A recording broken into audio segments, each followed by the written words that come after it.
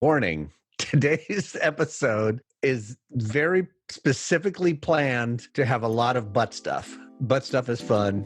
Just get into some butt stuff and that'll bring the light of the divine into your life.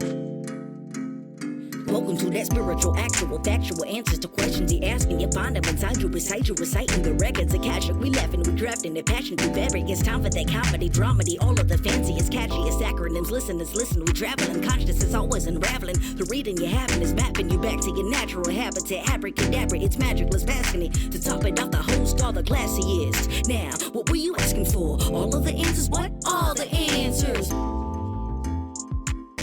Okay, so I was thinking, I have like 8 ways into this conversation. So I'm like, where do I start this conversation from? One, I have this desire today. I was telling you guys off camera or off mic, I'm like, let's do all the records and read every records ever. And then this morning I woke up and I was like, but I also want to like pull cards for all of us. And then I want to pull from this deck. And then there's these prayers in here that I'm like, I think we're going to have a woo-woo extravaganza today. Okay. And a 3D butt stuff extravaganza. 3D? Well, that's what we always talk about, the 3D, like the world that we live in. I thought you meant like we were going to do video and share it with people on the internet. It's like, here's our butt stuff in 3D. Like an anus going straight towards the camera. Exactly. But we had also discussed this week, me saying, I want this episode to be just as lowbrow and terrible as pop, just disgusting butt stuff, phlegm and poop. So somehow combining the highest levels of woo with the lowest levels of butt stuff. That's the dream.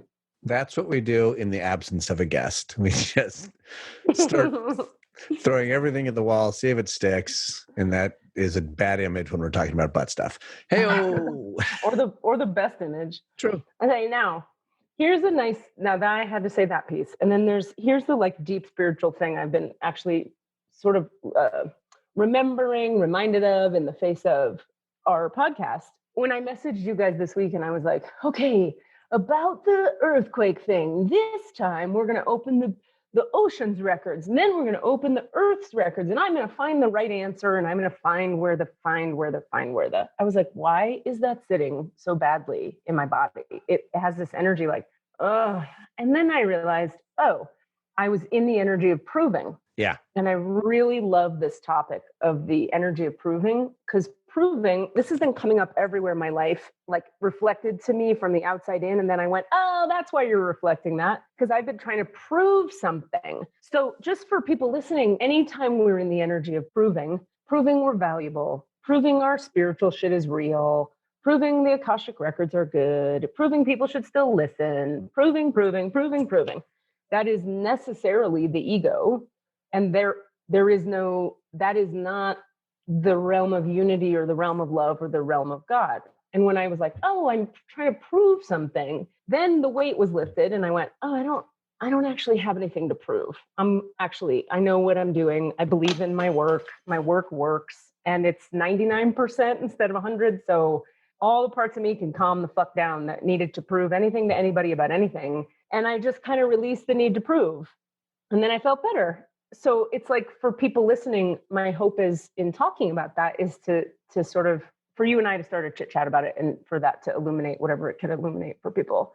I respond very strongly to that. That I was, when you suggested, continuing to follow up and do this follow-up stuff, I was going along with it because I kind of, I mostly follow your lead for the most part. Because you're trying to prove that you are a good friend. Exactly. I'm trying to prove that I support you. Yeah, exactly. But I had a similar response, and mine is more in the realm. And no, actually, now that I think about it, is the same thing. Mine is also in the realm of like, you know what? Let's just keep going forward. Let's not sit on that, even though there is still some bothersome people are still like wrestling with it, and that's fine. Let us continue to wrestle with it. Yeah.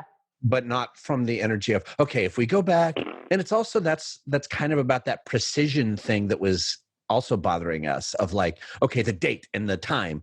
And that if we're going back to the records, why are we doing it? To get the exact right answer. And it's like, is that, no, that's not what we're doing. Exactly. And for me, what has always felt the most, my alignment with the work that we do on the podcast and that you do with the records has always felt like it's more about wisdom and guidance. And that is where I seek the most, which is why when we got specific and I was trying to get wisdom and guidance about how to deal with the specificity and got really frustrated. And there wasn't actually that much wisdom and guidance to be offered based on there will be an earthquake on October 10th.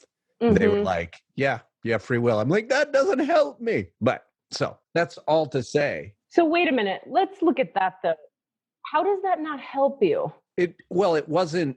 You mean it didn't give your ego what you wanted? It gave me no new like framing or insight in terms of my, I feel like often what is said seems to be at least like either inspirational wisdom or even direct instructional guidance. That's not what I felt from that. Right. But that is direct guidance. But it's direct guidance that what do I do? I don't know. You have free will. Yeah, but no. It's not that flip. That's a really flip read of it.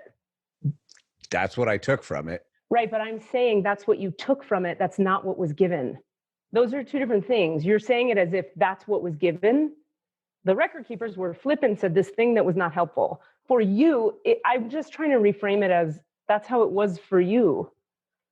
That wasn't how I heard that. Yeah, I mean, that of course I can only speak to how I took it because that is what I heard and what I saw. No, there's that's not. No, that is my only experience of it though. That's all I'm saying. I'm not saying that is what it is in totality, but that is all my experience of it was. I understand. And I'm trying to offer you the higher perspective that was with it that maybe you didn't receive at that time. Right. Would you like me to do that or not? Sure. Yeah. Because that is, in other words, to me, it's actually quite, I don't know, high spiritual fucking direction to tell someone when let me do it like this. I had a client recently who was really upset with, oftentimes it's like, the last thing people want to hear is make a choice. Right. You have choice. People want to be told what to do. But guess what? When you tell them what to do, then they have 90 reactions to that. Right.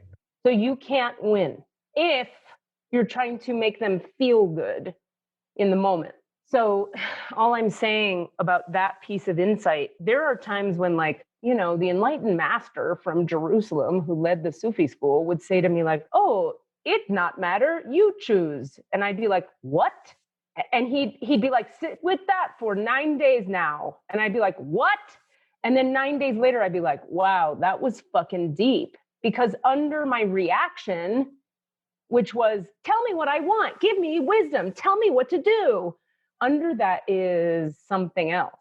For example, in that particular case, I'm trying to figure what the specific thing was that I was asking him when he said that, but I can't remember. But even as I sit with it right now, in my body, there's an energy in my low belly that's like, give me answers now. And when what comes back is, hey, you get to choose. There's a part of me that's like a child who's really confused, who wants to be told what to do. So if I can bring the divine light to that child who's confused and wants to be told what to do, suddenly the need for an answer dissipates and I'm in peace again. And then the next indicated action reveals itself. So it's actually a real offering of, you get to choose. So deal with that. And what's coming up for you under dealing with that. And what I'm hearing you say is something along the lines of, you just brushed me off. That was flip. That wasn't helpful. There was nothing in there. It's like a flip, whatever. And I'm going, no. There's like, sit with yourself, bring the light to yourself. What do you choose from your deep self? You know, when you tell people to choose from their deep self, they fucking hate it. It happens all the time. But that's where the deepest healing is. Nobody has our answers. Except for this podcast. We have all the answers, but I know what you mean. I'm being flipped. But no, I absolutely hear what you're saying. It's a challenging teaching for some high vibe whatever to say to you, you've got it. We told you what we have, now you choose. Right. Because that forces you to deal with yourself. Yeah. And a lot of people's way of dealing with themselves is to go like, no, you fucking tell me. Or, no, I'm going to be mad at you for what you told me. Or, right. Okay, yes, ma'am, I'll do what you told, whatever. Yeah. But all of that is I'm speaking in the abstract, but one's response to the person in front of them. None of it says, okay, wait a minute, I'm going to take responsibility here and go, well, what do I fucking choose? Yeah. I mean, I can't really like stand by the awesomeness of my own choice around any of that. I can't defend any of it. You know why? That would be the energy of proving. Right. And that was what ended up happening. I think where my frustration came in is I was still engaging, and it wasn't even necessarily for me. So this is that sort of offboarding of like, also like people reaching out to me and being like, what do I do with this energy? And if that's what I'm going to be telling them, because that's all I got from then I'm feeling frustrated because I feel like I need to either quote defend or prove that there's still validity to whatever it is that was delivered. Yeah, 100%. 100%. And maybe you tell me if this is true or not, but could there be also the energy of, or sort of like, if I don't give them an answer, they'll be frustrated with me the way I'm frustrated with Katie and the record. Oh, absolutely. Yeah, right.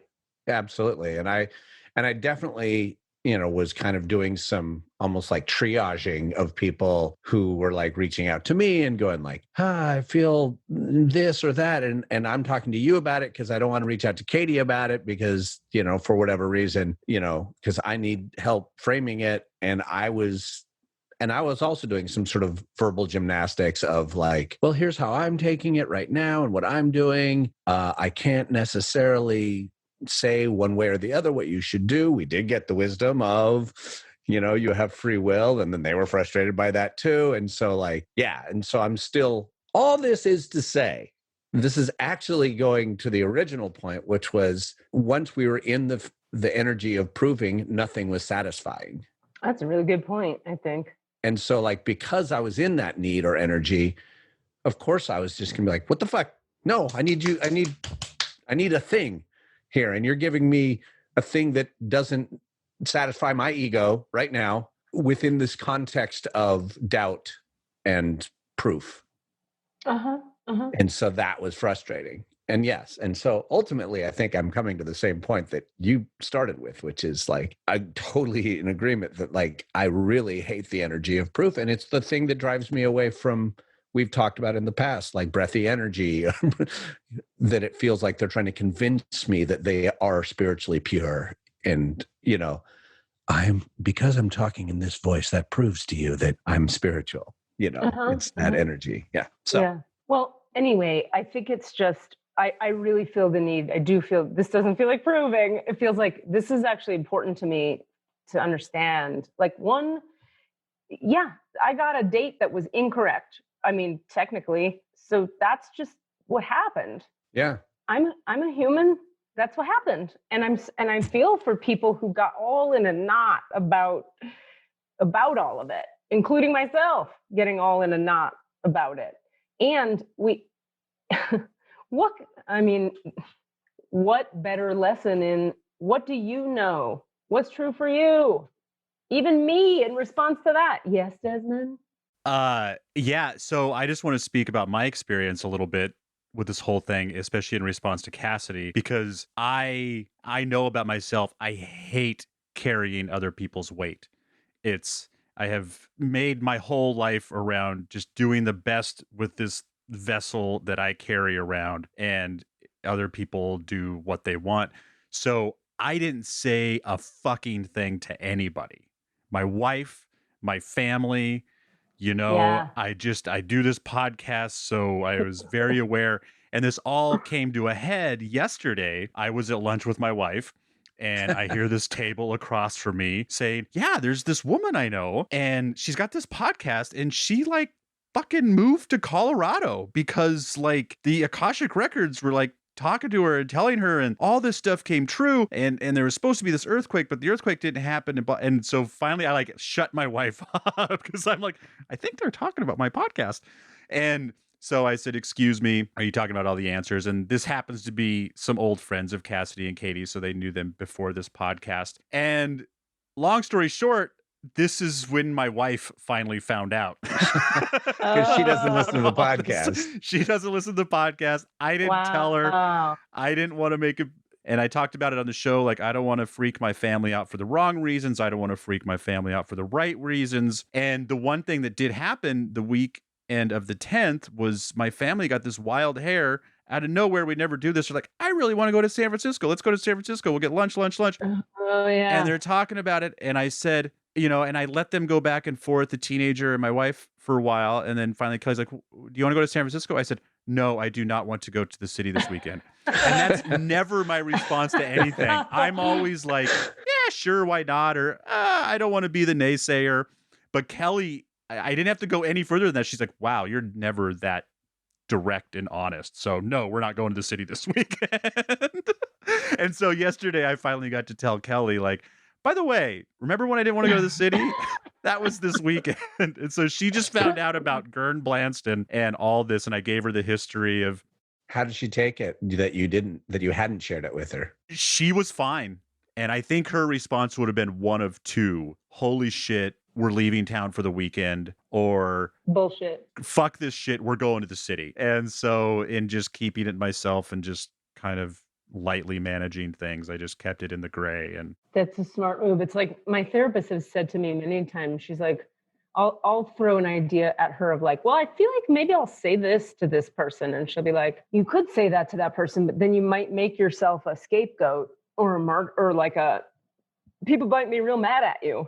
And I'm like, well, to me, that doesn't seem like a reason not to do a thing. I'm not going to not do it because people might have feelings.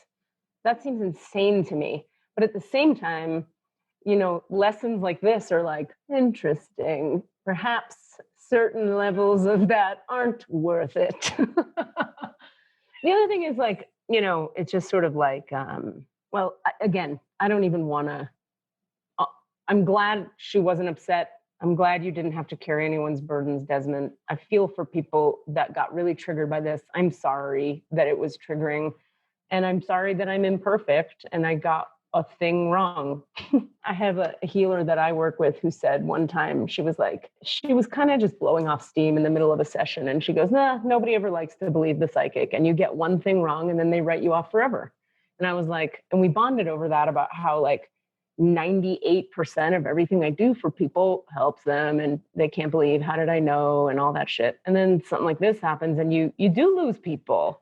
And it's understandable that you would lose people. I understand. It's all fucking intangible and I'm claiming I can hear stuff. And then you get an example like this and that's a great reason to just give up, run, judge it, separate, make it wrong. And so knowing that, that's what put me into my reactive kind of like, well, I have to prove that and I realized I don't have to prove it. I'm fallible. It's not perfect. I'm really sorry that it fucked with some people's heads and hearts. And that was never my intention. And all of those things are true at the same time. And it's a bummer. And it does make me think about like, A, being more careful in how I read certain big ass questions like that. And B, timelines in general are always messy. Psychic people, spiritual people talk about this all the time. It's like a very common topic that timelines are the hardest thing to nail down because of free will and because of change and everything changes all the time. And 3, like maybe there's certain stuff that I just wait to say. Well, the other part that's hard about all of it is how much of it already happened. And by the way, that stuff that's already happened that like I was getting was October, November, happened in August, September. Like all the shit went down early anyway. So like, I don't, time and timeline, I'm not super cozy with it. And I'm going to say things like ish from now on and not like right. Definitely and whatever. But again, it's like I can no longer engage with the whole defending anything thing. So people will listen or they won't, and people will come or they don't. And I just keep following. But I did message you guys. I think Cassidy, I was talking to you about, I needed a bunch of things to happen after all of that to assuage my own doubt. I was like, well, fuck, is all of this horseshit? And I had a therapy session about it. And then I, worked with 1,800 clients since then, and all this magic has happened. And then I felt better. Yeah. So I can imagine the people listening to the podcast who don't feel better, haven't had 1,800 clients in the energy field to make them feel better. They're like, bitch, some people are going to feel that way and be in separation about it. And I understand there's nothing I can do about that except just keep going, and we see what we have to offer in other realms. I was really hoping we were going to talk about butt stuff today, but we have not yet. Can we talk about it now? Yeah, I'm ready. Okay, good. Here's a terrible transition. Recently, I took a shit that was enormous. Is that yes, but in other news, when I moved here, I have this, I don't know what you call it. It sits at the foot of the bed. It's like a shelfy thing that you can sit on. It's like a bench, but you can open the bench and put stuff in it. And I put my socks and underwear and bras and bathing suits and butt stuff in there. And the dildos, the lady stuff and the condoms. So, but then I got busy with life and I forgot, usually the butt stuff, we're going to call it the butt stuff just for fun. In its own it's more all purpose than that, but yeah, it's more vaginal stuff and clitoral stuff. Okay. Anyway, I usually put that stuff in a basket that goes on a shelf and it's separate from the underwear and the bras of my life. But now so much time has gone by that I'll be picking through the bench for warm socks and I got a butt plug in my hand. Or I'll be reaching for a bra and there's 3 condoms I pull out because it's all just mixed in there. So that happened. I'm sure there's a spiritual metaphor in there somewhere. That boundaries are important. I don't know. Or not. Maybe it's great to have a salad. No, what kind of salad? Ooh, a tossed salad. We're having fun. Socks, underwear, dildo, butt plug, and condom salad.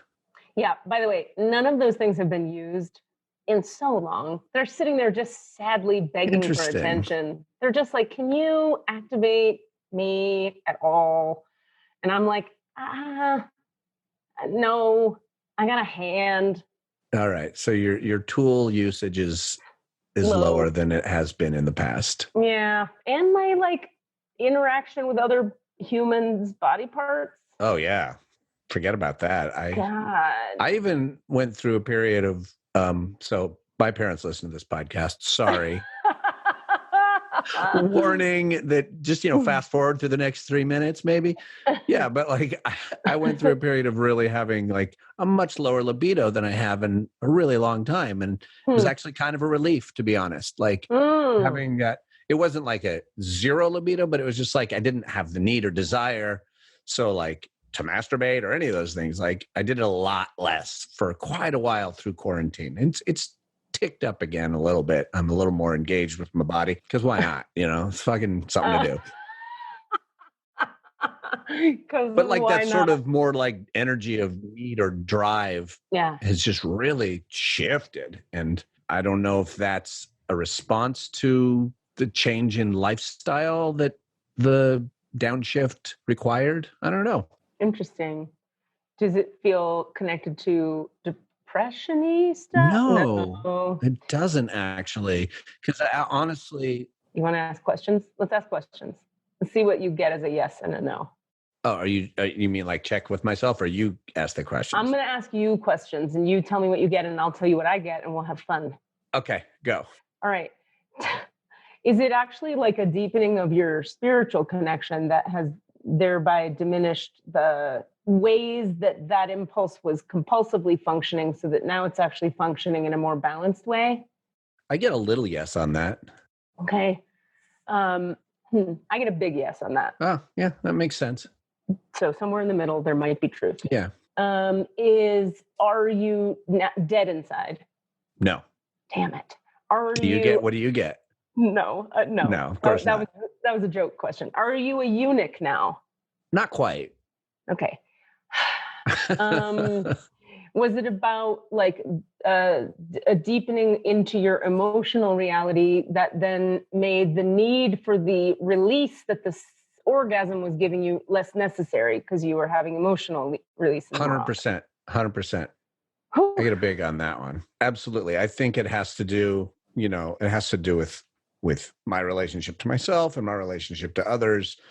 The like just with masturbation and like release and a little more, when it was a little more manically engaged, that's more out of desperation. Like I need to feel something. I need to get rid of this feeling. I need to, I'm frustrated. I'm angry. But I'm not engaging with the underlying feelings around it. Yeah, I get that. And so, it's a temporary release. Now, on the other side of that, to be honest, when I start to feel a little obsessive sexually in my head, thinking about another person or being like, God, I should contact that person and get something going. Or if I masturbate and release, that just goes away. Huh. Like that need to like, I should reach out to that ex-lover or whatever. Yeah. That just, so that tells me that it is mostly about just a physical intensity that's happening fleetingly. But if I don't, then I'll stay in that space. Yeah, I need to get off. Yeah, but you don't need to call Janine. You just need to fucking spray somewhere. That's the name of my cousin. So let's choose a different name. I hear she's pretty attractive. Okay. You always do this to me. I think we talked about my aunt's breasts. I think we did. Yeah, I'm just like, nope. No. That's terrible. I have to butt back in because we've got two T's, because we've got the single person, the semi-single person, and so now it's time for the married family person. Man to chime in. So my life has gotten much more complicated with the kids, and now even with quarantine. I am so opportunistic about my masturbation. I love it. That was me snapping. There's no will, there's no want, there's no lust. It's no one's around for 5 minutes. Hit the deck.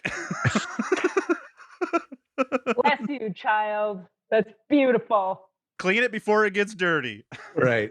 Oh, that's so funny. I love that so much. It's all about perspective.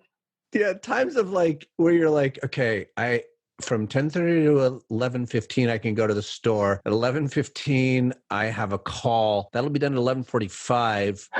My housemates will be home at noon. Well, that's fine. I have my own room, but like, or whatever. And then, okay, so 11:45 to noon. I guess that's when I'm going to get horny. That's funny. Get in the mood, buddy. This is happening. This is your window. I don't know why, but that is making me think about, I am lately obsessed with America's Got Talent, the television program. And the television program. I can't wait to see the connection here. I'll help you. I'll handhold you there. Also the show The Voice, like I'm like obsessed right now. And one of the things that happened recently is I was watching episodes of America's Got Talent that had all the audience in the room. And then there was suddenly an episode where they were like, oh, and they have no people behind them. So it's like a 3,000 seat house with no humans in it.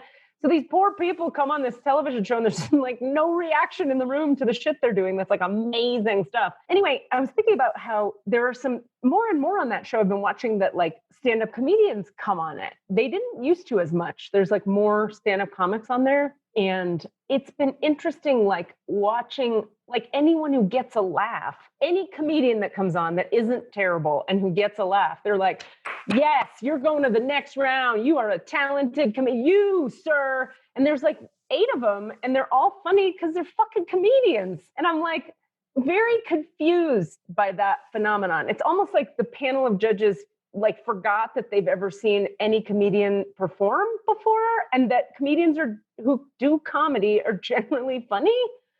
And so they're shocked by, oh my God, you're funny. Like any funny comedian gets moved to the next round. And I'm a little like, maybe this is just because they're adjusting to having comedians on the show and I don't know what to make of it. But stuff and comedy, I feel like they go together. Right. Is this because you like to perform sexually in front of other people? Is that what the parallel here is? That is not the parallel, though there may be truth in that statement. And that there's not other people involved, so you're not as interested in doing it. You know what? I just got what the connection was, is that laying in bed late at night, I'm not masturbating, I'm watching AGT. Oh, it's ticking the same box. Or it's either ticking the same box or I'm just checking out and being like, I can't even deal with the emotional intensity of coming. I'm just going to watch TV and watch other people have dreams and live their lives. If you're watching TV, you're not ticking your box. Hey. I think that's right. I think there's something right in that. And it brings me back to something you said a minute ago about when you were talking about masturbation. And I'm sort of like, I think my version of that in a sort of a related way is to do with food. Like I have a thing where instead of processing my emotions just in the moment, I'll just like eat a pancake. And then after eating the pancake, I'll be like, oh, actually, I was sad.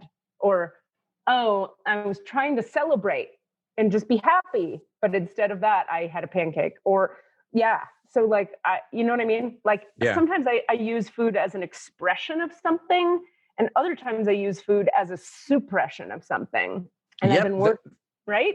And that's totally. Same with sex. Like with masturbation, let's go back to that because that's what we're talking about today, is sometimes I have to get it out of the way so I can see my emotions. Sometimes it's a way of avoiding my emotions. Right. But, you know, who knows what the difference is sometimes. But like sometimes it's just like, okay, I'm distracted. So I need to get this distraction, take care of it. And now I can look at truth. I also find that, I mean, just very simply, if I'm busy all day doing shit because I've got shit to do, I don't miss my masturbation session. I don't go like, oh, I didn't do that. I don't need it.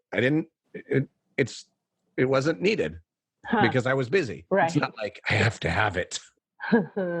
Okay. That makes me think of, I have two things for you on that one. One, I was listening to, guess what I was listening to? What's it called? Armchair expert.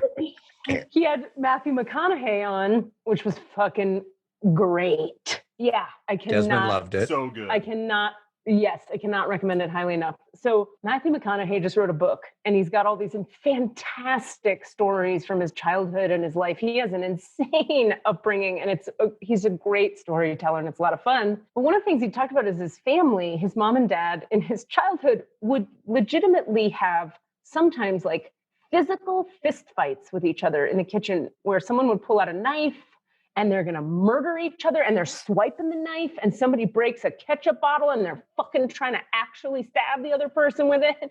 And then the fight happens and then they're both heaving on the table and then they are magnetized to each other and they are making love on the kitchen floor. And if you were a kid in that family, you were like, oh, this is the sex part, we got to go. And they would just like leave the kitchen. So A, I just think it's a great story. B, that sounds horrifying and confusing as a child. C, I'm like, I want to know, like, I think I'm a little bit, to be honest with you, I'm a little envious of that kind of relationship. I've always been doing so much goddamn work, not really Desmond, but a little bit, because I've been doing all this work to be like healthy and communicative and sometimes people just like live from their instincts and they just like fuck and then they fight. And you know, people talk about like makeup sex, like you have a fight and then you make up with sex. I'm like, I'm always so fucking healthy about communication. I'm never having makeup sex. Right. Because I'm always like, let's just work it out in an adult, healthy, communicative, kind and generous way. And then I'm like, I am missing all of this makeup sex. What's your experience with that? I never fight. I've never been a person who fought with their partner, loved one. Like there's never like, I can almost say never have I gotten in a full like yelling match. I've had arguments, but I've never gotten into with a person. Okay. That I was. I hear you. Yeah. Well, we're useless on this topic then. But I'll even go this far as to say, like, my beloved, wonderful ex-boyfriend, who's and who's a wonderful human man who I just adore and miss and wish we could be friends, but he's not ready to be friends with, and it makes me sad. That guy, he and I, when we would fight, it was awful. We both hated it. We hated fighting with each other. And then the closest we got was like, I figured out for myself through human design that if I just got out of his energy field when we were fighting, like if I go 15 feet away from him for like 20 minutes, I'm not mad anymore. And it all comes back into perspective. And I go, that was silly. I was being like this and we're fine, you know, and I'm fine. But it never ended in like, let's fuck now, ever. And I'm so like confused. And I'm like, what is that life experience like? It feels like an experience I'll just never get to have. Have you had it, Desmond? Makeup sex? No. God damn it. No, I'm like Cassidy. Like, yeah, I know you hear people a lot have those relationships where that's kind of part of the passion is getting worked up from arguing and then having that roll into other stuff. And I've just never understood that kind of dynamic at all. And yeah, I think so there's sorry. definitely some family patterning in that. Like I remember I had a girlfriend who she said once, "Oh yeah, if there's not yelling, there's not love." Like, and she knew that was a perspective that that was not necessarily healthy, but she was like, "Oh yeah, if I'm not fighting with you, then you must not care. We must not be in love." And that's straight parental, like that's straight family dynamic. Total families, right? Totally. Yeah. My thing was like in my childhood, fighting always happened from my perspective. It always happened from one individual who shall remain unnamed. That wasn't me or my dad. Getting so irrationally angry about something that even when I was like 5, I could say in my mind, I would be like, that actually makes no sense that she's mad at him for that. And now she's yelling at him and attacking him for 20 minutes. This is not right. Like I knew from the moment I was awake with eyeballs that the way my mom had a tendency to freak out was really not based in reality, but it was also really terrifying to me and to my dad. The guy would just like, it just didn't work. Like it was scary stuff. And every time there was ever fighting in my house, it was always because she had like a big, I now understand, like borderline personality / sociopathic response to life. So to me, when fighting is happening, I'm just like doing everything in my body not to shut down completely and just leave the room. Yes. I'm just like, I'm afraid I have to. So I've learned all these tools for how to like do it better and say words that are, but even while I'm doing that stuff, I don't feel good or safe. I feel terrified. Yeah. But I'm doing the correct arguing behavior because I'm trying to like, frankly, probably just trying to manage it because it's so scary to me. Yeah. That's so funny because like I have the opposite experience, but it leads to the same conclusion. Like I don't, because I had no experience of managing anger and fighting, I don't have the tools with which to cope with anger and fighting. I see. So I have the same response. I just want to shut down and get away. I cannot deal with it, with conflict. Right. And it's from the opposite end, but the result kind of, so my second point on that is that like, I'm thinking about balance as a really key point in here, the yin and yang of things. Like I have done better in relationships and frankly, even felt more sexually involved or sexually engaged when I have found my voice and my pushback. Yeah. When I have found the ability to at least say no, or, hey, I want to say something about that, even if it's not a knockdown, drag out fight, but like, and inevitably my partner's like, you're so much hotter now. You're so much more interesting to me because you fought me. Yeah, exactly. I know. So it's like, there is a balance in there. It's like that energy of like, you know, fight with a knife and then fuck on the floor. That's the insane version. But then the super peaceful, like always energy of, you know, it's called conflict avoidant. Yeah. And that's a super turnoff for most people. Yeah. Including oneself. You were like, oh, why am I disengaged with you? Because I was disengaged with you. Yep. Mm-hmm. Yeah.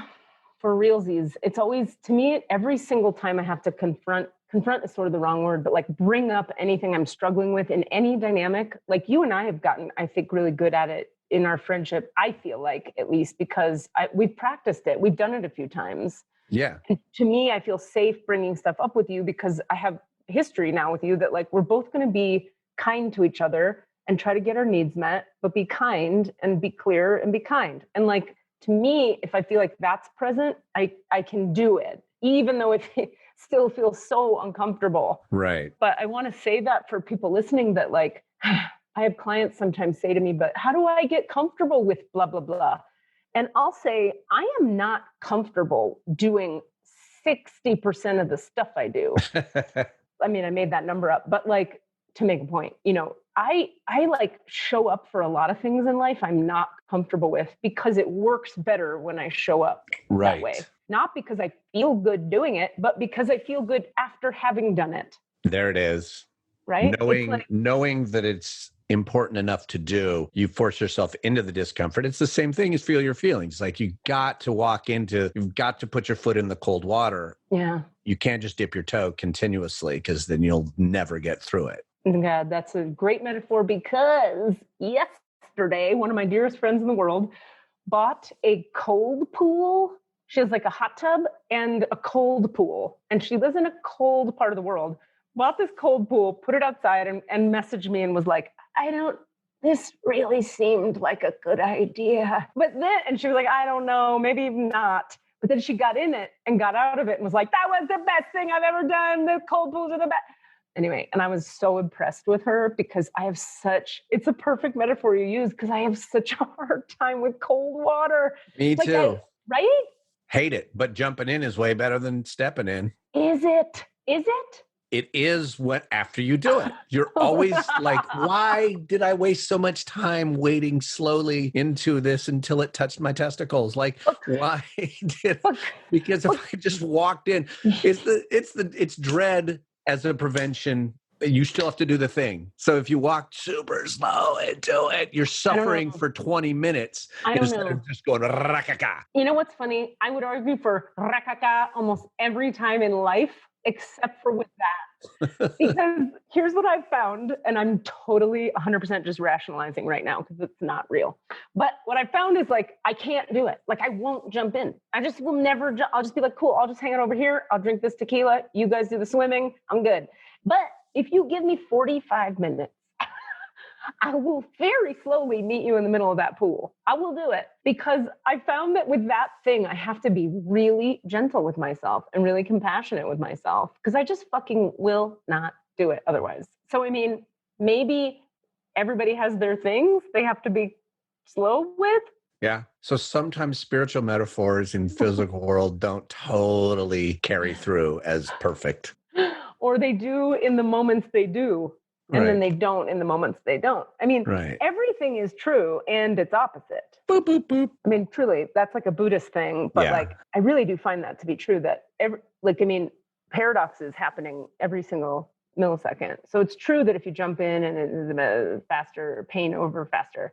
And it's also true that if you're compassionate with yourself and move slowly and handle the thing gets handled. Yeah. It just depends on the person and the situation and the moment. So we can't generalize, but we can learn spiritual truths that are kind of often applicable to lots of humans. It's the same as everything here. We're talking and we're sharing ideas and wisdom, and some of it is going to be amazing and helpful and useful. Some of it might not sound like it's amazing and helpful and useful until later. Some of it will actually just be butt stuff. And some of the butt stuff will apply to some of the people in certain circumstances and not to other of the people in the same circumstances. And at least one of our listeners of this particular episode is going to take some very deep spiritual truth from something that's just total butt stuff. They're going to have a revelation of the highest vibration, right? Because we talked about sticking a dildo in your butt. Now, speaking of dildos in your butt. Yeah. Fair point you just made. On the same episode of Dad, warning. Fast forward. On the same episode of Armchair Expert, Dax Shepard said, he who goes, when he was in second grade, they used to say, this is racist, by the way. This is straight racist. Okay. Should I it's the one where it's he go pee-pee in his pants or something? No, it's he who go to bed with itchy butthole, wake up with stinky finger. I don't know if it's racist because it's not specific to, it's just broken English, but we don't know what broken English. Say it instead of saying it Again, racism, an Indian chief. Say it like a woo-woo spiritual healer. Okay, namaste, brothers and sisters. Today's teaching from the depths of my heart, transmitted from the fourth realm of the etheric body, is that when one chooses from one's sovereign alignment to attend to one's sleep habits with an anus that is itchy, in the morning, the likelihood of attending to your three-dimensional reality with a finger that does not smell of feces is low. Namaste. Namaste. Thank you. Oh, that was good. That was pretty good. You could also just say, if you go to bed with a stinky butthole, nope, an itchy butthole, you wake up with a stinky finger. Right. Maybe it's just wisdom. It's just wisdom. It's not racist wisdom. It's just wisdom. Simple. You just got to, it is in the phrasing though. Cause when we were kids, we had a lot of like wampum jokes. Indian or Chinese energy things that were just like, holy shit. What the fuck? God, right? Speaking of which, I adore the television program Friends, but man, have you watched the 90s comedies at all lately? That shit bad. Is like gay joke, gay joke, gay joke, woman joke, gay joke, gay joke, gay joke, woman joke. And it's like, yep, you would get nowhere near that today. Well, you still do sometimes, but the framework, and we look at it, we go, what? Where is it still happening? Oh, I don't know. No, you know what? Now there's still gay joke and there's still fat joke. Right. And they're more subtle, and sometimes it's couched within this place of like, oh no, we're totally aware. But then you're like, nah, that was just I think there's still a level of like gay panic joke, which is the no homo bro energy of like a joke in which a guy is in a context and then goes like, no, I'm not, I think that still exists in a lot of sitcoms. Of a show where I've seen anything like that in recent times. Yeah, I don't know if I have a specific example, but you're right about Friends and all the other. Yeah. And fat jokes are still really rampant. Really? Yeah, I think they are. It's the last because it's not about a race or a particular, like anyone can be overweight. And so people lean on it hard. Yeah. Speaking of which, that's another thing I'm loving about America's Got Talent. Like, okay, I read last night, this was the Google search I did after watching the episode I watched. When did Simon Cowell become nice? Because Simon Cowell is the nicest freaking guy now. Interesting. He's like supportive and loving. And there were like 90 articles on that search topic because everybody's going, when did Simon Cowell come down? And he claims, he's like, I became a father and it softened me. I realized like, holy shit, these are humans. And like, this kid he's the light of my life, and my heart softened. And now I'm like, how am I going to break people's dreams? And we got to encourage things in people. He's like a different guy. Wow. Isn't that amazing? Yeah, I will admit to having watched that show, like clips from that show, and tearing up multiple times. And I'm a little embarrassed about it sometimes. I'm like, oh my God, I just got so manipulated into that. No, but is it manipulation? Because look, these people, well, it is, because the way they do the backstories and they do I came from a tiny village and my father died and we have no money there and we eat cow dung for dinner. Right. But then I can sing and I win the contest. But that's manipulative, but it's also true. Right. They did come from the cow dung and then they sing and you are amazed. Yeah. Right? Yeah. I think it's lovely. I love laying there and just being like, oh, she hit the high note. I love it. I have total tangent, just jumping off of that, getting teared up by things that I'm like, why is that the thing that makes me tear up? Like I'll watch a truly emotional movie and sometimes it'll work on me and sometimes it won't. Right. But then I'll be watching, like I watched this, I don't know, it's like a CBS show called Scorpion. It's just a group of geniuses who solve things and save the world a bunch of times. And they literally are a group of geniuses. And one of the sort of through lines is that they all have low emotional intelligence, right? Their EQ is very low. And so they have this woman who was a a waitress in a diner that they met, but she's actually really emotionally tuned in, and she kind of becomes their sort of office manager / teach you how to be emotional, how to connect to people. And almost every episode, and it's just, kind of a cheesy action, like we're solving the thing. I will fucking tear up somewhere in the episode because one of these emotionally dead people has a connection, a heart-opening connection beat. Yeah. And I realize it's because it's sort of reflective of my own journey and path that I have been on. But like, it's, I don't know, I'll watch, something that's that's about emotions and power and, a walk in the clouds or some shit like that. And I'll just be like, bleh. But I'll watch this stupid CBS action series and totally tear up. I think that makes total sense, though. Yeah. Because one of them is actually manipulative. Like, here's how you should feel now. And one of them is like humans who couldn't feel organically actually feeling. Right. That is moving. Don't you think? Yeah, I do. I think it's sweet. It's nice. It's nice. You said something that made me think of butt stuff when you were just talking there. Oh, good. We've got to get back to butt stuff. I know. And I forgot what it was. What did you say? I don't remember. But totally different thing from 75 years ago in this conversation. Minutes, hours, whatever. When we were talking about masturbation and you were talking about sometimes it's just in the way and you got to kind of spray it out and then you can, that's a terrible way to say it, isn't it? Just say, knock it out. I have to admit, I got that one from Dax Shepard too. He's like, sometimes you just got to spray. And I'm like, oh God, it's a terrible image. Like, that's a mess. How much jizz do you have every time is it spraying? I mean, that's a lot. It's like spraying. Anyway, okay, I want to tell you about psychic lady, sexy time, masturbatory, weird things that happen to psychic ladies, because it's a specific thing. So, are you having sex with demons, Katie? Well, that's just normal stuff. No, I'm not. Although I have. Okay. That we should talk about. Put a pin in that one. Put a pin in that. Come right around back to that. Okay. I had this phenomenon occur a lot of times back in the days when I would attract a lot of toxic men. I had all this toxic energy in my own body and I would attract that same thing back to me.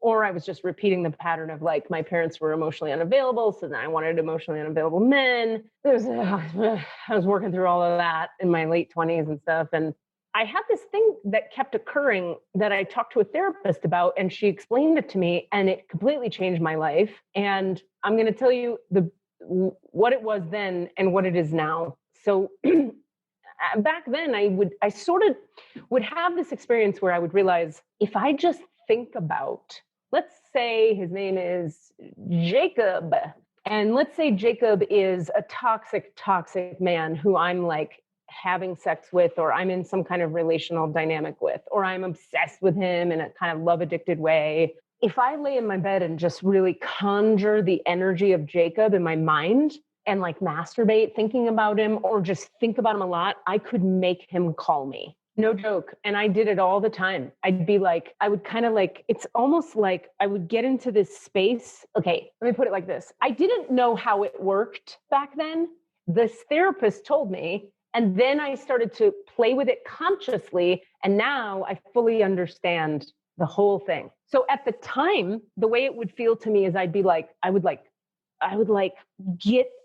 imagine they were in the room and feel that vibe that existed between us. And then while feeling that vibe, the phone would fucking ring and it would be them. Even if we hadn't talked in weeks or days or months, I was like conjuring them. And I wanted to conjure them. Like I wanted to be in the chaotic, sticky, thick mud of our weird, toxic dynamic, because it was an addiction that I was really, owned by at the time. So this therapist said to me, Katie, this is just like a therapist, right? Not a Katie Rubin type, whatever, wizardy lady, although she was clearly wizardy. She said, Katie, people have actual psychic connections.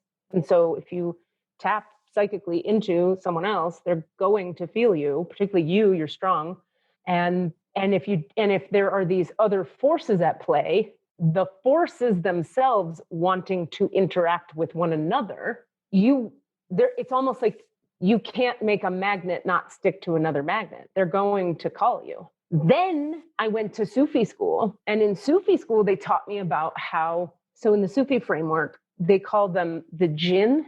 I think it's spelled D-J-I-N-N. Yeah. And sometimes it's spelled J-I-N-N. They would say, if you have like a weird chemistry with someone where you can't stop thinking about them and they can't stop thinking about you, but you don't actually like each other, or like, you know, they're wrong for you, but you can't not, oftentimes that is my jinn that I have, that I'm carrying with me, talking to their jinn, and the two of them want to get together.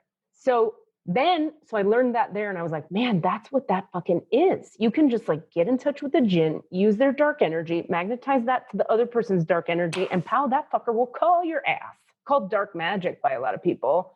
To me, it's just intentionality. You drop into some icky shit and more icky shit will come. Then I go to the next layer of healing trainings I learned, access consciousness, and they label it demons and entities. Entities are kind of different, but demons or demonic energies are dark energies that you don't want in your body. And if your demons are talking to my demons and they want to hang out with each other, we both need to be aware of that shit. Otherwise, we're going to start boning and not understand why we like don't even like each other, but we have to fuck. Right. Now, you could argue with all of that. You could think that's all cuckoo bananas. For me, nothing worked to stop the love addiction cycle except spiritually working with the jinn, the demons, and the dark energies. I brought divine light to the places in me that were so injured and traumatized and toxified by my abusers that those places had attracted jinn and demons to them. By the way, that's how that works. When you have a wound or a big, big trauma piece that isn't healed yet, dark energies are pulled right on in and on top of and into the middle of that shit. Like the metaphor I always use is if you like cut your arm open with a knife and then never did anything to the wound, dirt would get in there and dust would get in there and then it gets infected. Like if you just left a wound there and never put any Neosporin in it or washed it or whatever, never put a Band-Aid. It's not a good idea because it attracts dirt and dust and gross things. And then you have an infection and now you have a second problem. You have the wound and now you have the infection. Right. Similarly, with internal emotional trauma or wounding, when it's not healed or transmuted or when the light isn't brought to it, it festers and attracts to it the dust, metaphorically speaking, of demonic energies and or jinn and or whatever you want to call it, darkness, more pain, whatever.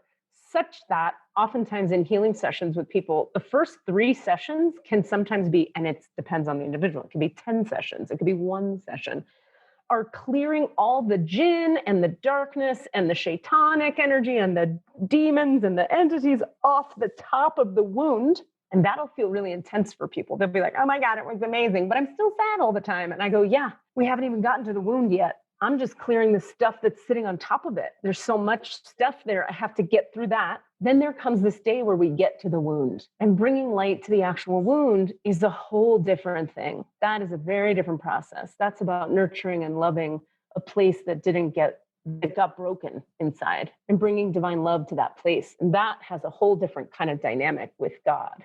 So my point being, long-winded way of saying, I healed sex and love addiction tendencies in me by bringing divine light to all the deep, deep wounds in myself and the shaitanic entity and demonic energies on top of those wounds that were making my choices for me. And so often people are not willing to believe that idea because they can only believe that they themselves are the wrong and bad one. I'm fucked up. I'm addicted to sex and love. And it's like, maybe. And there may be energies that are really contributing to this dynamic that all those years in therapy have done nothing for, because there literally is no solution to them except to bring divine light to them to remove them.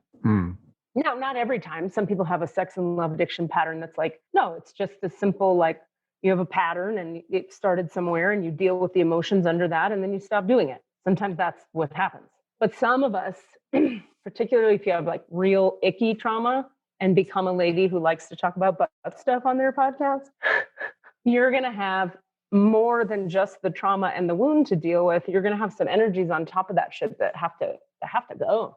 Yeah. Desmond's going to talk.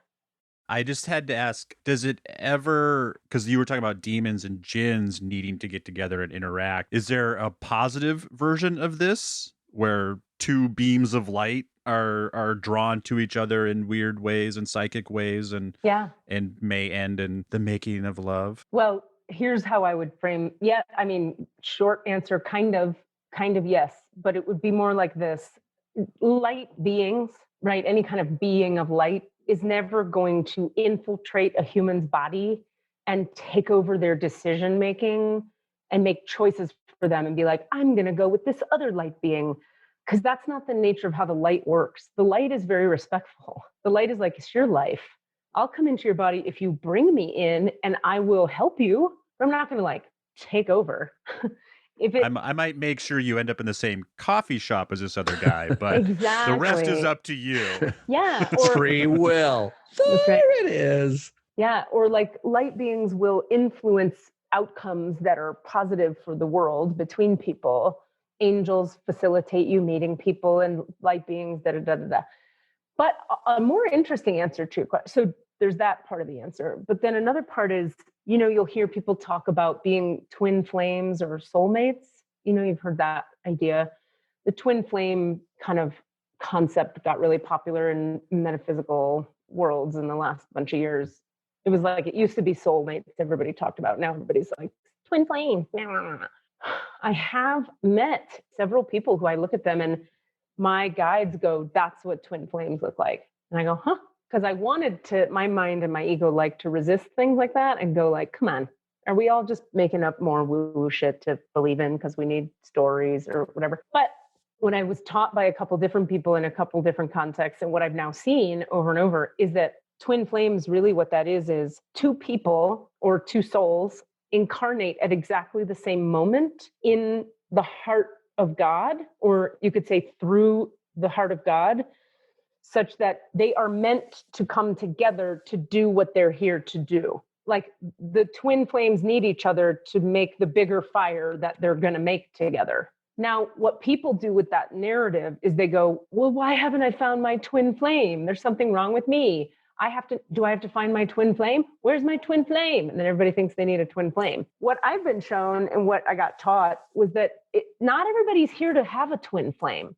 Some people are here to be a single lady with a cat who builds buildings. Not everybody's here to have a twin fucking flame. Twin flame thing is like intense and it's for a specific purpose and the souls are meant to be together to work on certain shit in the world.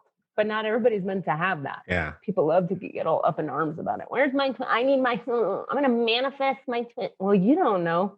You don't know. Is that your path? Is that what, really? Maybe you don't. Maybe you meet your twin flame, everything goes to shit, and now you have to live in a trailer for 20 years. Is that what you want? If I'm with my twin flame, then yes. Yeah, exactly.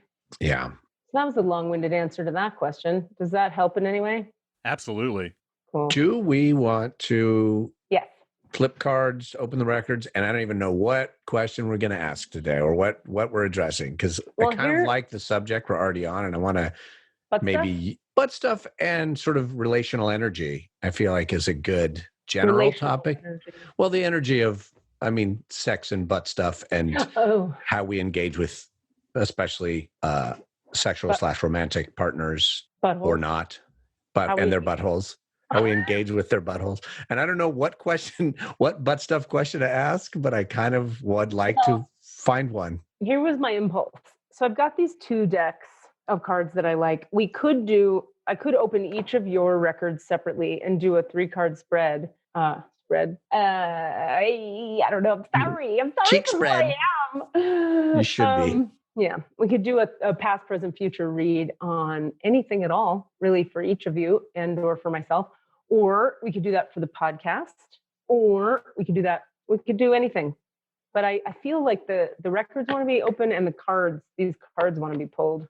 So that is just because I'm, understanding what impulses you're getting, that the records are open and then the cards are an additional conduit through which the records are speaking. Yeah, the record keepers are being like, pull these 3 cards. Like when I shuffle and I'm in your records, they'll be like, now you stop shuffling. And it's I just want to say that you made the gesture of shuffling, which looked a lot like male masturbation, male-bodied masturbation. So I'll be shuffling the cards into my mouth and spraying the cards across the table. Oh, A spread. my God. Oh God. Well, yeah, I do feel like, I'd love it. I think you should open each of our individual records and do a spread, and each of us can. I'm just because more for fun's sake. I'm in the vibe of like, I want to know something about my current sexual energy life. Butt stuff. Yeah. The question is butt stuff. Oh, question mark? Yeah, and then just see what the cards say. All right, so Cassidy? Yes. We... Jamal Brown is my full name. I am Cassidy. Would you like to be first? Sure. Let's fucking do it. Now you're going to prepare your butt stuff question while I'm doing this, right? Okay. While I'm opening the records? I have a version of it that I can kind of, Okay, butt stuff. All right, let's take a couple deep breaths.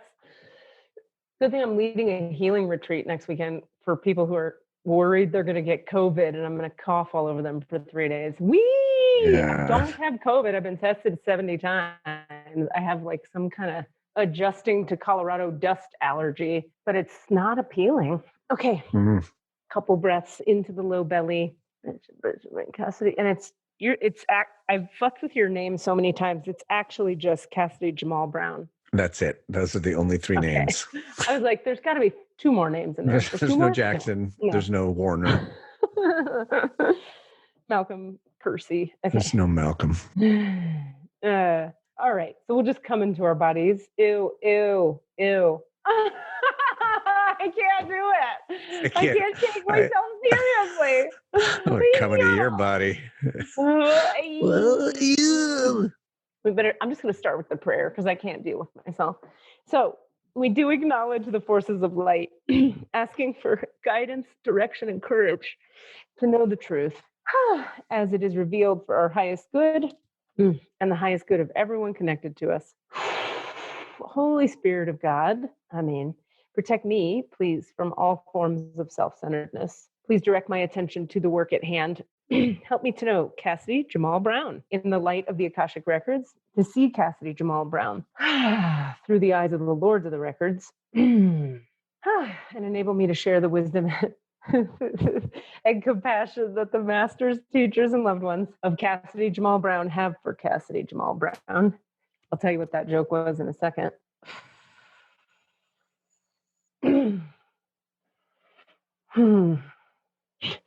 Okay, the records are open. So I was laughing because I was aware that the noises I make as I'm dropping into the records are you could easily put them either in the toilet or in the bedroom. Yeah. Great. That's fantastic. All right. So Lords, Masters, and Teachers of the Records of Cassidy Jamal Brown. I'm just asking that you deepen us both into his records as much as we can travel into the highest frequencies of Cassidy Jamal Brown's Akashic Records. We'd like to learn. We're going to be a little silly today, record keepers. Thank you for your patience and your levity. So I'm just kind of letting myself drop into that a little bit. Vibration. Okay. All right. So is there anything in the way, record keepers, of reading for him? No. Healing for him? No. Ready to go. All right. So we were going to do a 3-card spread about something. Question about butt stuff? Yeah. Let's see. I really do just want to ask butt stuff question, but what my meaning behind that is, what is my sort of, what is the story right now with my sexual being, with my connection to my sexual self? Is that a good enough question? Sure. Great. Yeah. So I'm just listening to your record keepers as I shuffle for them to show me. So we're looking for, Cassidy's wondering, like, what's going on with my sexual life? What do I need to know about the past, present, and future, about my relationship to my own sexualness, right? That's it. Okay. Not about like sex with other people per se, but about my own relationship to my own sexuality. Yeah. And it, obviously for me, that does include hopefully sex with other people, but it's more about like my personal, how I best am to engage with that. Okay. In myself. How is he best to engage with that with himself? Okay. That helps. Okay. All right. Let me keep shuffling here. Okay. Oh, okay. Okay. Okay. Okay. Well, this is really on the nose. It's almost annoying. All right. So Okay, bring it. here's the spread. Yeah. The recent past, coming apart, present moment, cleaning house, outcome of all these things, peaks of joy. Jesus. Do I need to say any words? I mean, maybe not. Maybe not. I mean, I don't know if there's any Here's what I'll do. specificities. Yeah, I'll go. read what the book says for each card. Sure. And And then I'll we'll just, see if the record keepers have anything to add. And you can ask whatever you want to ask. okay. Coming apart. Now is the time to take separate paths. The coming apart card is assigned to put an end to what is no longer working for you. Has a commitment been broken? Perhaps you need to break a promise or change course because you took on more than you can handle.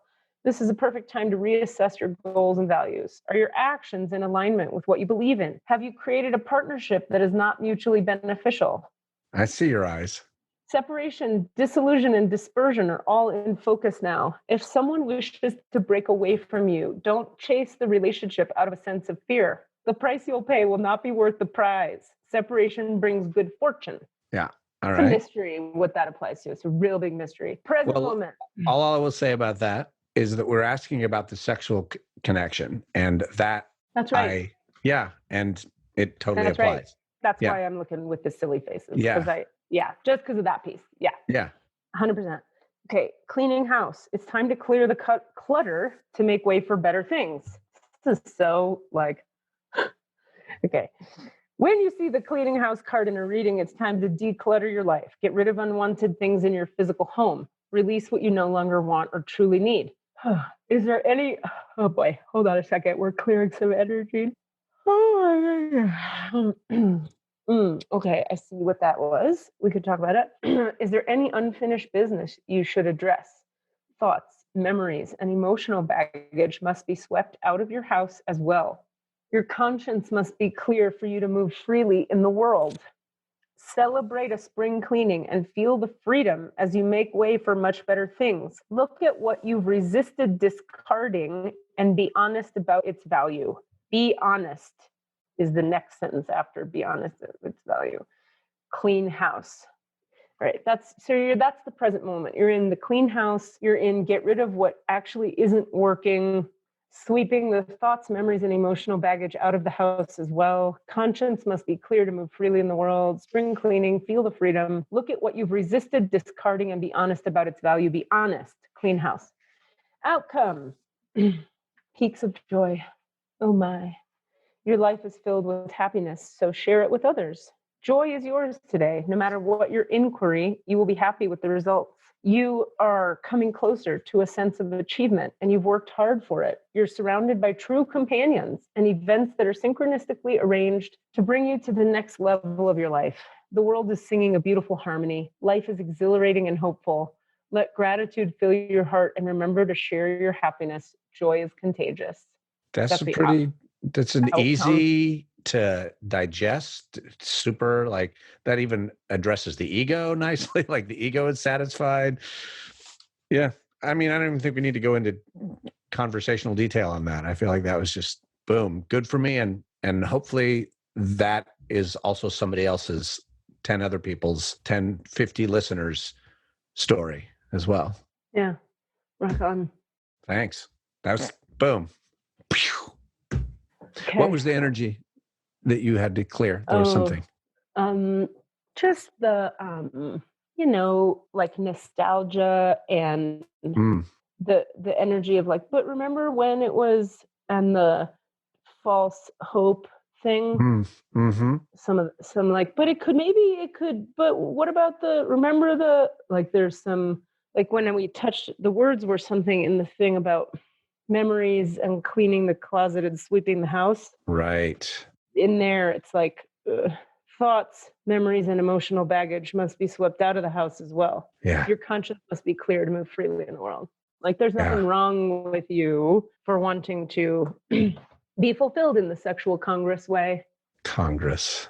Yeah. Cool. No, that helps. All right. Thanks. Oh my God. Oh, yeah. We could do a lot of clearing today for you. I have to like blow my nose. There's so much clearing happening. I'm gonna spare you I don't know how to spare you. Yeah, just do it. We'll deal. All right. I'm gonna close and lock your records. Oh my goodness. I want to thank the masters, teachers, and loved ones for their love and compassion.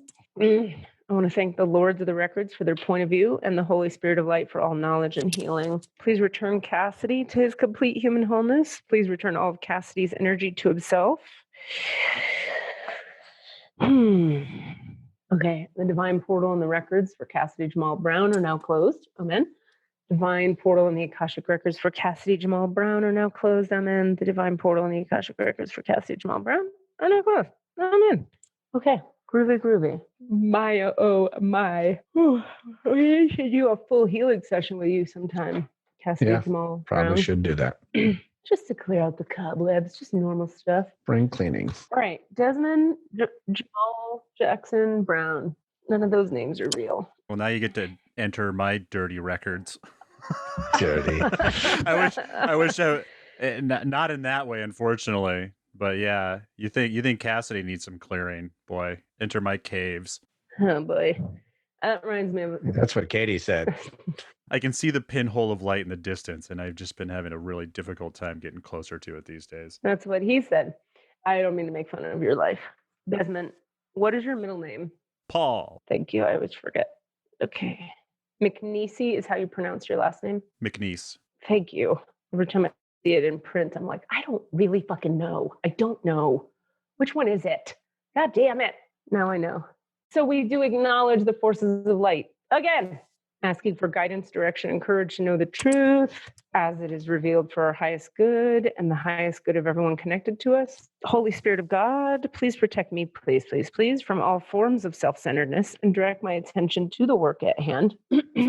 Help me to know Desmond Paul McNeese in the light of the Akashic Records, to see Desmond Paul McNeese through the eyes of the Lords of the Records, and enable me to share the wisdom and compassion that the masters, teachers, loved ones of Desmond Paul McNeese have for him. Desmond Paul McNeese. I just go quiet for a moment. All right, so the records are open. Lords, masters, teachers for Desmond Paul McNeese. I'm asking that you deepen us both into his records as far as we can go. Okay.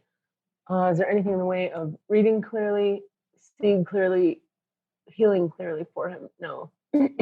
All right. Well, I'm already shuffling for you, but what question do you want to throw out there, if anything? Well, as I kind of stated going in, I have, a million questions, but I think to stay on brand for this this episode and something I think that would be helpful. Do I need to love myself less and others more?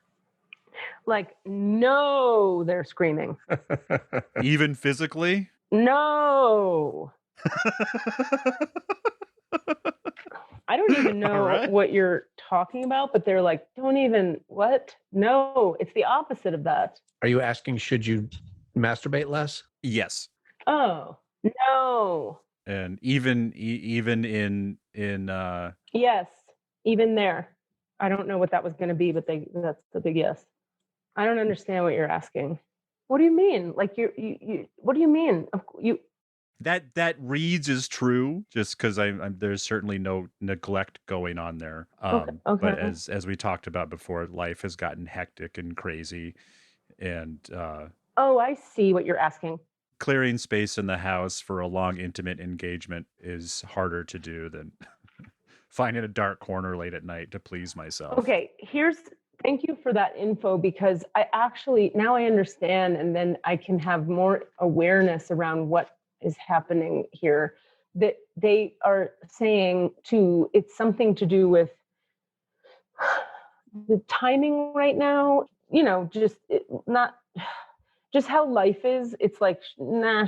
That reads okay. Very true. That's how I read it in my physical body, and I just wanted some spiritual help to think about it a little bit deeper. Let me sit with this for 1 second. Is there something else here? Yeah, there's something else here. Well, let's pull cards on this. Okay.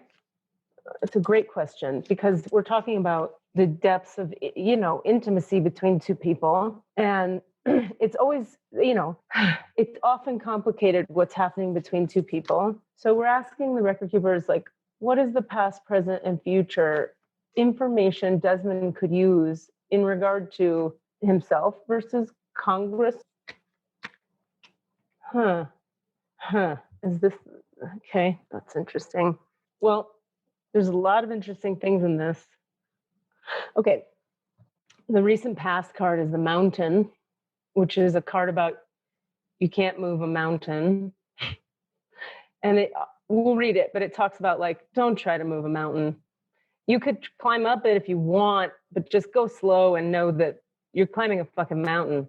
So, and then my favorite, I just have to, stop you. My favorite quote to say to Kelly, and we kind of say it to each other now, like when we like pick the wrong fight with the kids. It's like, is this the mountain you want to die on? Yeah. Like, do you really want to die on Wear a Hoodie Mountain, or do you want to let this one go? That's really good. Wow. That's really good. Present moment. Get ready. Peaks of fucking joy again. But present moment. Interesting. I shuffled the hell out of this deck. Present moment. I know what I like. My own hand. Yeah. I'm good at it. And then the outcome is the protecting treasure card, which really has to do with, I'll read it to you, but it has to do with the energy of it is always like, the nest egg is protected. Don't worry. It's going to be okay. You might feel super vulnerable. And like, if you lay on top of your nest egg, like your money and your golden chest with your little umbrella over your head, like that's going to keep you protected from this huge storm. It's not, because you're already protected. So it's okay. You might feel like this little girl here. It's a picture of a girl curled up in the fetal position on top of a golden chest with a tiny little umbrella over her head. And the card's message is always like, you're okay. It's okay. Don't worry. So let's read what the deck says for each of the cards, just to get a little more in depth here. The Mountain, the recent past, although this all seems like it's pretty clear to you what's happening, Des. It's frustratingly true. Like, it just shows why I've been having so much trouble making change in my life. 'Cause it's, I don't move mountains. I'm pleased with myself. And the whole point is to take care of the nest egg. Aw, that's nice. I do a good job of that, if I may say so myself. I believe that. I just need to give myself way more peace in the process. And like I was going to say right when we came on here, I was thinking like, I'm really frustrated myself, or not frustrated myself, but what frustrates me the most these days is just constantly having to dig out some calm space for myself, because I do obsess over taking care of the nest egg. I just have to accept that I'm doing a good job at that and continue to dig out some peaceful times for myself, but not to make major changes. Can I read you what this says? Yes. Because you're so on it that I just want to validate it more. So you get the mountain is clear and the peaks of joy are clear. I'm just going to read this third one. Protecting treasure. You are always divinely protected and directed. Although this is a time of great risk, know that at a fundamental level, you are able to move forward safely and securely. The proverbial nest egg is safe and sound, no matter the fluctuations in the world. Guardian angels and other guides are whispering to you, making you aware of their protective presence. Your loyalty is an important theme now. Nurture that which you hold dear. This is a good time to strengthen bonds of friendship and ensure their integrity. If you feel tested right now, know that a true and loyal heart always achieves its aim. Take refuge under an angel's wing. You are not alone and have no need to fear. Embrace your courage. Aww. Okay. No. You're the best. And the one thing that came up in that, which is perfect, the one thing that I do come back to that I need to strengthen and put effort into is friendships and making sure that I stay connected and with friends and family. And so that gives me one thing to focus on instead of having that be one of a million things I'm trying to focus on. That's nice. I'm so happy because I have an easy week coming up. I was even talking to Kelly about it. I'm like, I'm going to be really easy on myself this week because I can be. We don't have a lot of obligations, and there's a ton of obligations coming up. And now I can take it easy this week and not spend all of that time trying to figure out what I need to change, and just enjoy that peace in between. Yeah. Keeping the egg warm. That's nice. There's a little something here. Okay, so you know how I was in this, I went to this second sort of energy system schooly type thing after Sufi school, and it was the one that I left pretty like, bye-bye, because they were like kind of dicks at the top. Like they were a little dark and not so integrated as people, but they also taught some really cool tools, and I took what I liked and what works for my clients, and I left. You know about that a little bit, right? A little bit. Okay. I always forget how much I've talked about what, but anyway, so there's a concept there that they talked about that more and more I keep seeing it in reality, and I think they're kind of right on about it, which is that there are, let me listen how they want to talk about it. In the way that the consciousness of the planet is shifting, and the consciousness of the humanity of, you know, people on the planet, more and more what is correct for men and women who marry one another is that the woman is out ahead changing the world, and the man is home protecting the nest egg. And this sort of like stay-at-home dad, like dad nurturer, they had a language for it. Anyway, it's like a humanoid man is their language, is going to be a nurturer, and is not like it's just going to be a nurturer. And it ends up being often that the wife is like out there in the world and he's home, and it's appropriate.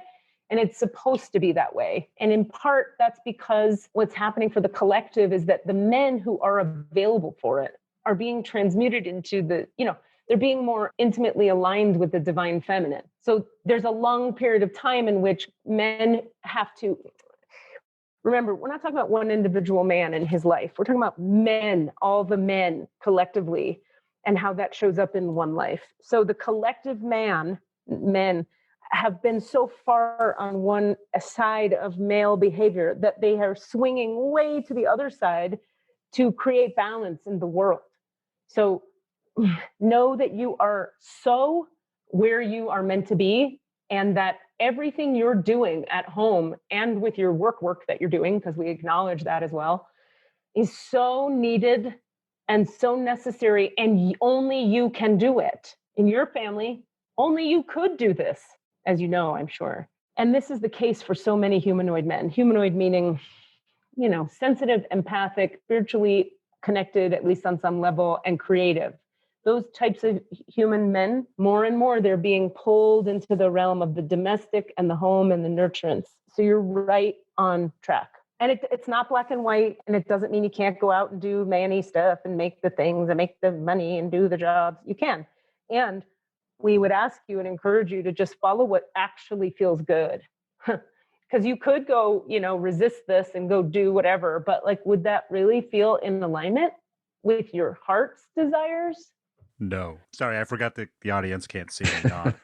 I just want to say I'm so looking forward to screaming at the TV for 3 hours during a Seahawk game today. Man! Yeah! Man it up! Do it. I have to go. Yeah, we got to wrap this up. I just looked at the time, and this was you guys. Amazing and fun and butt stuff. Close the records. I'd like to thank the masters, teachers, and loved ones for their love and compassion, the record lords for their point of view, the Holy Spirit for all knowledge and healing. I ask that you send all of Desmond Paul McNeese's energy back to himself. All of Desmond Paul McNeese's energy back to himself, please. Return him to his complete human wholeness now, please. Thank you. The Divine Portal and the Akashic Records for Desmond Paul McNeese are now closed. Amen. Divine Portal and the Akashic Records for Desmond Paul McNeese are now closed. Amen. They're now closed. Amen, amen, amen. Thank you. Gosh, that one was I always have a really distinct feeling when people's energy goes back to themselves, and that part of the prayer, that was very distinct. That was pow, different thing. Gone. Me now. It was cool.